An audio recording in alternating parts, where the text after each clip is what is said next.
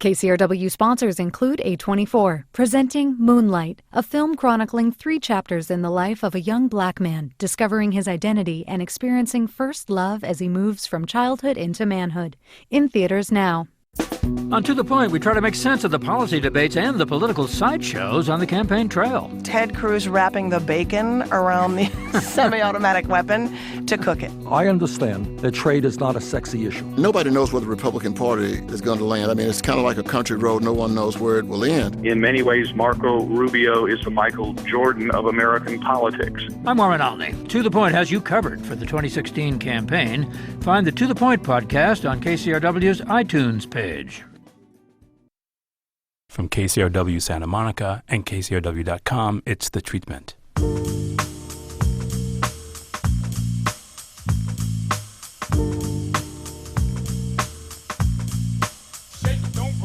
Welcome to The Treatment. I'm Elvis Mitchell. It's been a minute since my guest, director F. Gary Gray, has been. He was last here for his film, The Negotiator. He's made a couple films since then, but 20 years ago, he made a little film called Friday that really was the beginning of refining, bringing an honest version of the hip-hop experience to film. He countered that film the summer of 2015 with a little movie called Straight Outta Compton. Yeah. And it's so good to see you back here, Gary. Thanks so much for doing this. Thank you for having me. So let's talk about Straight Outta Compton for a minute before we get back to Friday and the films that fell in between. Because before we got started, I was saying to you that the film really is kind of breathless in the first hour. It really packs in a lot, and it's almost a camera moving basically left to right as if you're reading it. There's a lot of that kind of motion. That's the idea of almost like we'll watch the movie from a moving car. Wow. I'm going to take that as a compliment. You know, the one thing I'd say about that is it's the structure of how the story happened. You know, you can imagine these guys, they lived in the neighborhood, they had a dream, they made a hit record, and their lives took off. And it was not until the group broke up that things start to kind of go in a different way, and that affects the pacing. You know, isn't that part when they break up that has kind of a 3-act structure? You compress that into that part of the movie was bam, bam, bam. Well, you know, that's part of it. You know, there's obviously things I love to stuff more story in there. There's so much story, and it's so, I think, good that, you know, all the elements that they went through, all the elements that we could have put in the story. But part of the reason why it moves fast is because it's how it happened. They blew up, and it was controversial, and they went on tour, and it went really fast for these guys. And the original group only stayed together for a short amount of time, actually. Yeah, and it's interesting because I guess I found myself, as I was watching it, being reminded of that period, how because there was nothing else like that before. I mean, there's nothing else like hip-hop in that way, because the L.A. version of hip-hop was very different from the East Coast version of it. Definitely. And there was this kind of weird, and you touch on this in the audio we hear as the Universal logo is coming up, the kind of, how best to put this, the mainstream media fear of that world. And it's funny for those of us who watch that stuff and then would go out and see them play. It's like the audiences were very different than what we were told about them in mainstream media. The audiences loved that stuff, and maybe stuff might break out every once in a while, but people really love being there. And you capture that too in some of the concert sequences. Yeah, the opening was, you have to listen really closely to the opening. And I think that when people get a chance to see the director's cut, they'll understand that I was going for something very specific. It wasn't just kind of the sounds of the streets. No, it's news commentary. There's all this, and we hear President Reagan. Ah, you were listening. I'm sorry. This is what I do. Yes. No. Hey, listen, you know, if you're not careful, it can blow by really quickly. And, you know, I try not to be heavy-handed about, you know, messaging and things like that. But you know, I grew up in that environment at that time. And we were affected by a lot of choices that happened at that time. And I think these guys wrote about it. And, you know, not only did I experience a lot of things they wrote about, I witnessed it. And so the film is very, very personal. And if you look close, you'll kind of see some of those choices and experience some of those choices I made that not only kind of feed the story and surround the journey of the group, but my journey as well. For those who don't know, even though the movie made $200 million, can you tell them what the movie's about? in general, it's about a group of guys from Compton who had a dream, and they start. You're over here laughing. Hey, listen, it's so hard because you know what? It is about a group of guys who are very, very creative, who lived in South Central LA and Compton, who really changed the world. They changed the world with their art. And that's the short version of it. But what happens is, when I think about what the movie's about, I can't help but think about the themes. And there are a lot of themes. Well, there are a few things that stands out to me, and it's hard not to mention them. You know, brotherhood is a theme, and we touch on a lot of things that, you know, we touch on so many things, like, of course, HIV. We touch on police brutality. We touch on freedom of speech. And it's so hard to do kind of a one-line description of what it is. And I think that's part of the reason why it struck a nerve, the movie, is because it's not just a rap movie, and it's not just a normal movie. It's not just a music biopic. It covers a few things that I think are really relevant today. And, you know, the audience not only gets a chance to take a trip down memory lane, or if you're younger, gets kind of an entertaining history lesson, you get a chance to experience some things that may relate to your life. And that's the reason why sometimes it's kind of hard to do that. No, I get that. But it's one of the things that it has that connects it to all, I think almost everything you've done. It's a group of people who don't quite belong together who end up coming together. I mean, that's been something that's been recurrent in basically every film you've made, isn't it? You know, even The Negotiators, two guys who don't really belong together coming together, and some kind of uneasy butting of heads and exchange of ideas, and set it off to this all these people who are constantly saying who and what they are. Yes, and claiming basically this kind of territory in these worlds in which they live. Right. And this is kind of like the mountaintop version of that movie, you know? Yeah, for the most part. I mean, you know, I think that they were brothers, though. And that's something that was very easy to see that they had in common. And similar goals to a certain extent. But when they ran into the management, that became something else.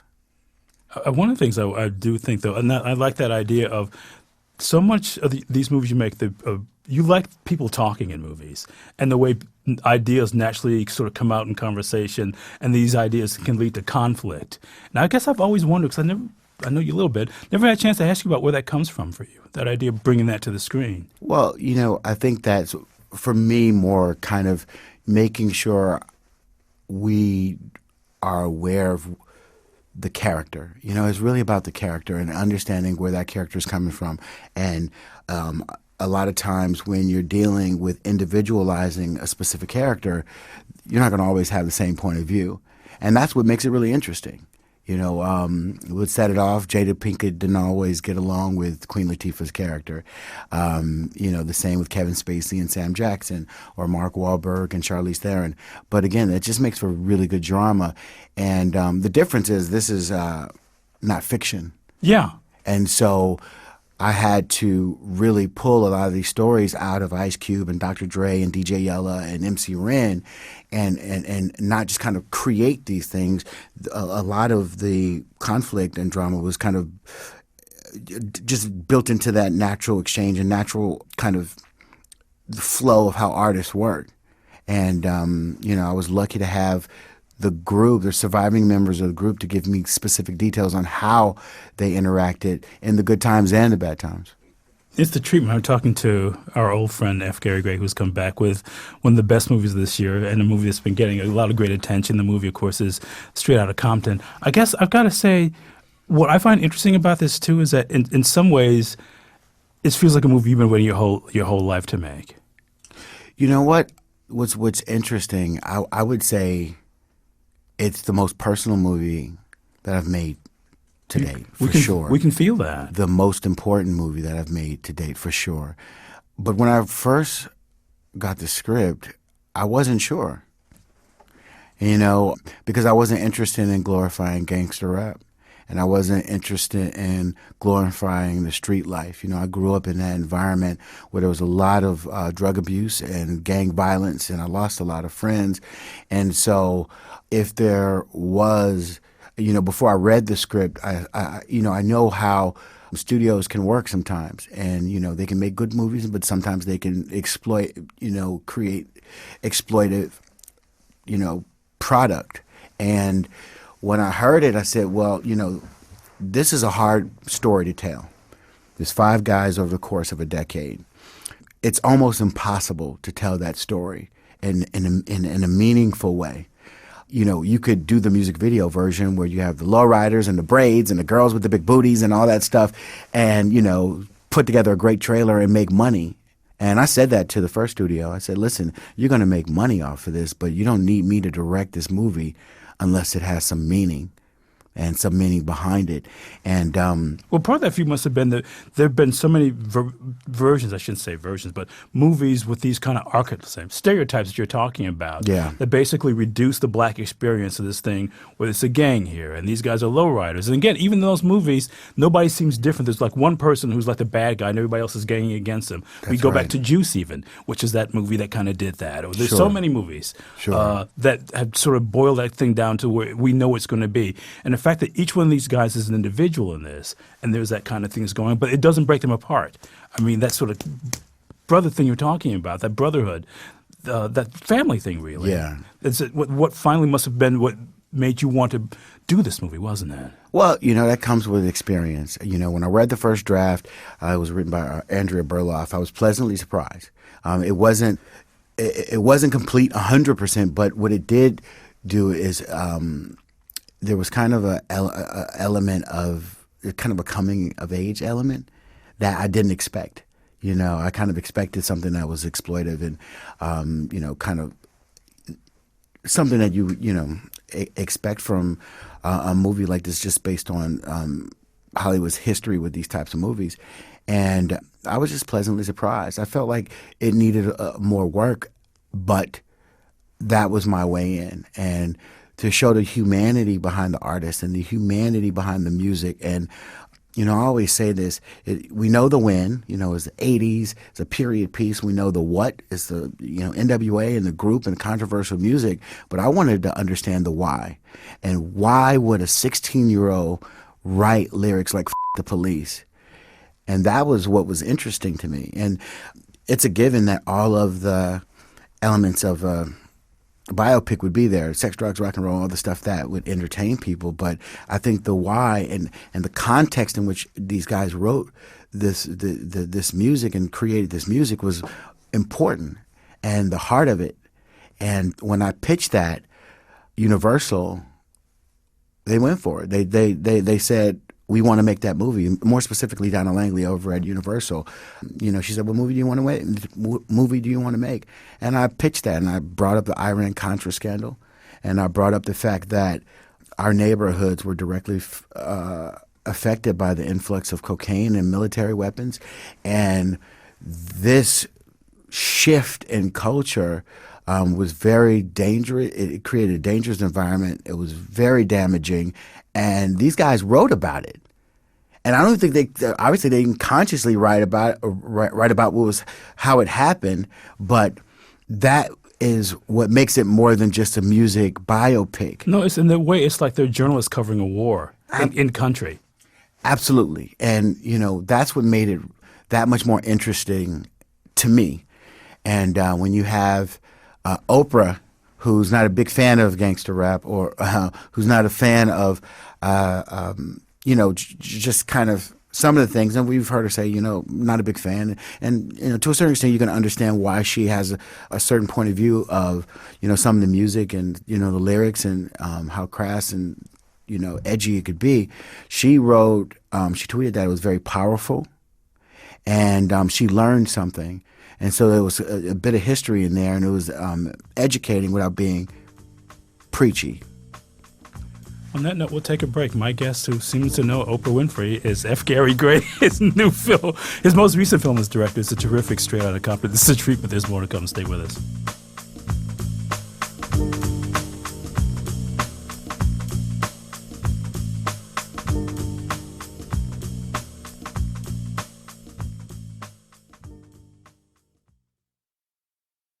Want more of The Treatment? Join us on Facebook and be part of the conversation. Search for The Treatment and click like. Welcome back. It's The Treatment. I'm talking to our friend F. Gary Gray, who's been away from here way too long. He's done a bunch of movies between The Negotiator last time he was here, but his most recent film, and look out for the director's cut of it, which is coming out January 5th on home video, is Straight Outta Compton. As I was watching this movie, I felt like I was watching Apocalypse Now. Oh, that's a great compliment. Because I felt like something like that was the way you were looking at this thing. No question about it, man. That's a great compliment. I used to use that. You know, I didn't go to film school, so I would study. When you told me that's shocking. You told me you didn't go to film school. I didn't have the resources to do it, but I used to study that film and just the rhythm of that film and how visceral it was.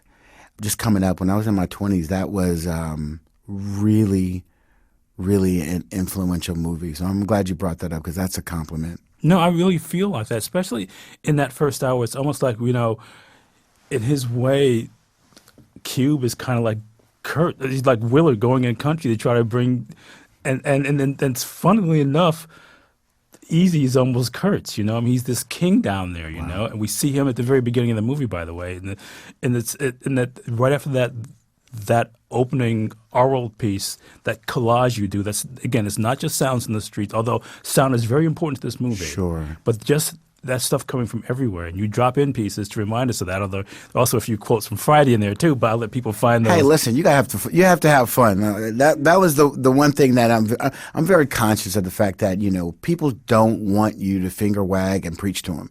You know, people want to be entertained when they spend their hard-earned money and they go to the movie. So little quotes from Friday and things like that just make people laugh, and it actually just frames the drama in a different way. You appreciate the drama in the more serious moments when you have a chance to take a breath and laugh, and that's how life is. Life is just not this string of awful events, at least for most people. And I grew up in a very dangerous environment at a very dangerous time, and we laughed a lot. That's what Friday is. But I guess part of it too for me is just this whole thing of it feeling like there's a thing of it that has, I would say this applies to Set It Off as well. I think your best movies have what I call the exuberance of pop. I mean, it feels like there's an excitement about things as they're happening. Sure. And this movie has that, really. I mean, it's almost like, as much as these things are awful, as these things were happening in the 80s and 90s, you couldn't wait to see how they're going to play out. I mean, in this weird way, I shouldn't say in this weird way, I'm sure in a very intentional way, the movie treats it in that way. Like, you don't know what's going to happen next because they don't know what's going to happen next because they're inventing all of this stuff. And the world is inventing its response to it. That's right. It's point of view. And it's a very specific choice. You know, I don't want the audience to be ahead of our heroes, and I want the audience to experience it as it comes. And, you know, all of the choices you make, from the color palette to the camera angles and the lensing, really dictate how the audience experiences the movie. And I wanted it to feel that way. I didn't want you to know what was going to happen next, because that's how it is. When you live in a neighborhood like that, and you grow up in that environment, you are on the edge of your seat. And sometimes it's really, I don't know, it's edgy, and sometimes it's funny, but it's unpredictable.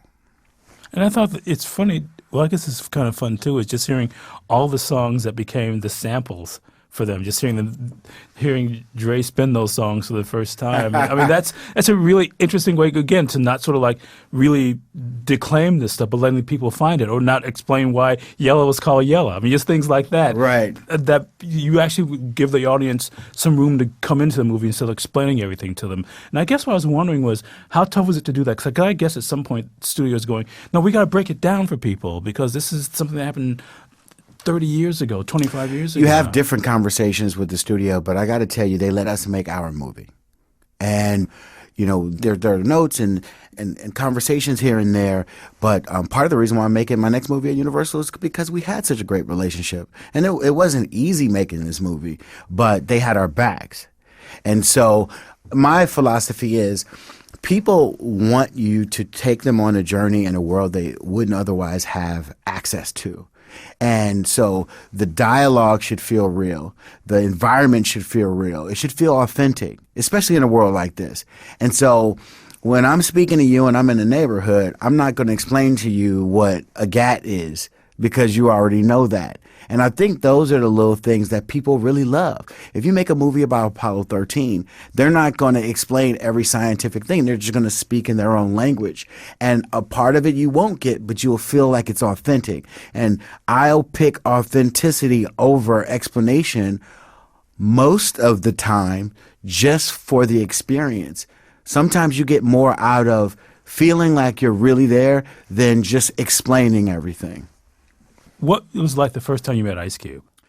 It was great, actually, man. The first time I met Ice Cube, it was on the set of the WC and the Mad Circle video. Oh, my. Dress Code. It was my very first music video.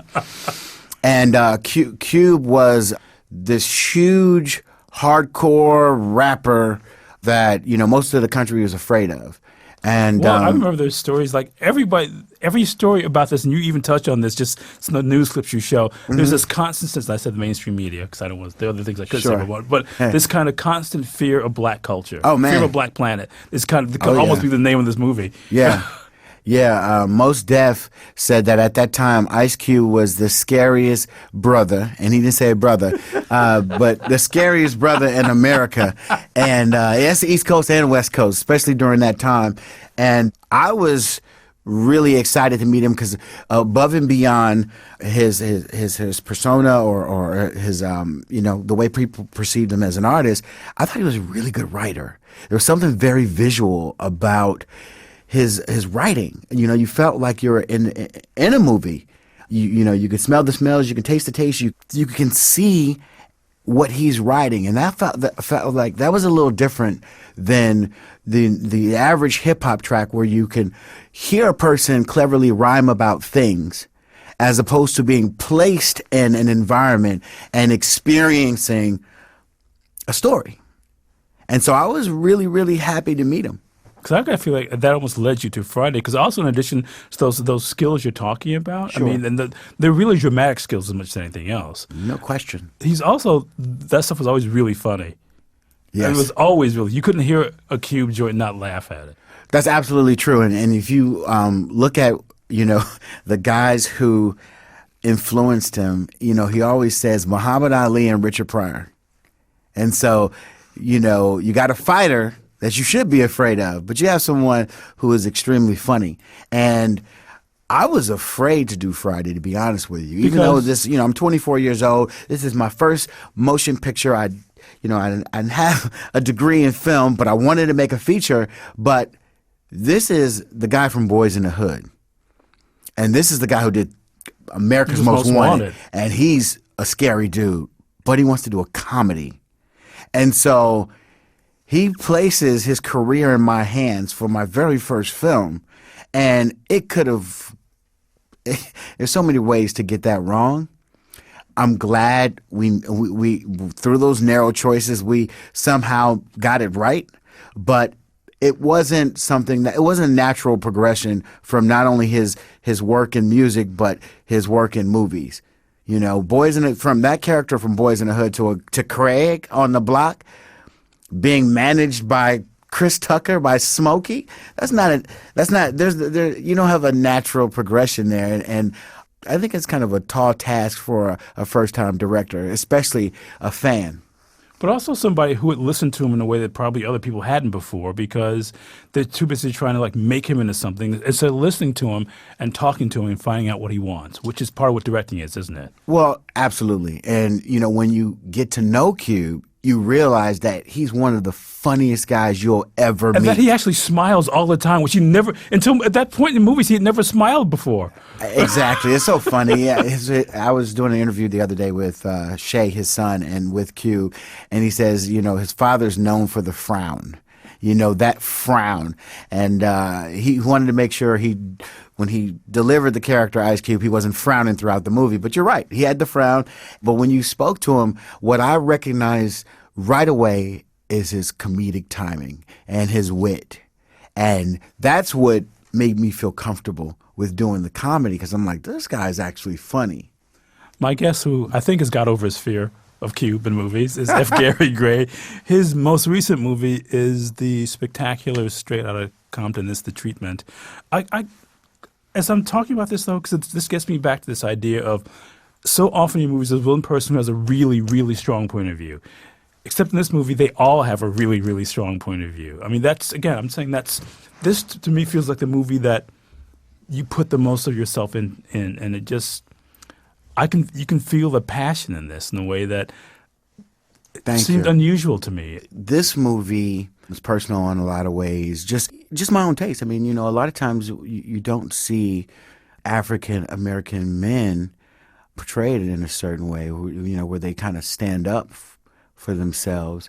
You don't see that often. Every once in a while you'll get a great Denzel Washington movie, or a Will Smith movie, but it's very it's a black man by himself who stands up. It's like there's so many elements to a movie like this, and I don't take anything away from the movies that preceded or movies, but I got to be honest with you. I'm tired of kind of seeing the enslaved black man. I'm tired of seeing, brothers scraping and begging and compromising and things like that. And so, to show that although they made mistakes, these young men stood up for what they believed in, right or wrong. And that's the optics of that's very important to me. But one of the things I like about this, and it's some of the things that doesn't get discussed that often, is you show, for example, in the case of Ice Cube, he had a family. Yes. He had a father who taught him how to be a man. And so in so many of these movies, they leave that kind of thing out, and that these guys are all different guys, and what brought them together were these things that you talk about that made them brothers, but also made them stand out and create this kind of clash of egos that finally the center could not hold. And that's what's, I think, strong about their story. In front of the mic, in front of the camera, out off of the mic and off camera. And what I mean by that is their lives are it's a strong message above and beyond that. Ice Cube has been married for, I think, 25 years. You have Dr. Dre, who's been married for 20 years. And you see bits and pieces of that in the movie. And so when people want to point to just the art and just the music, I wanted to just give you a peek into their lives for real. Obviously, a big part of it, too, is that, and I wonder how much of a part you played in this, is one of the few black movies that wasn't sold like a black movie.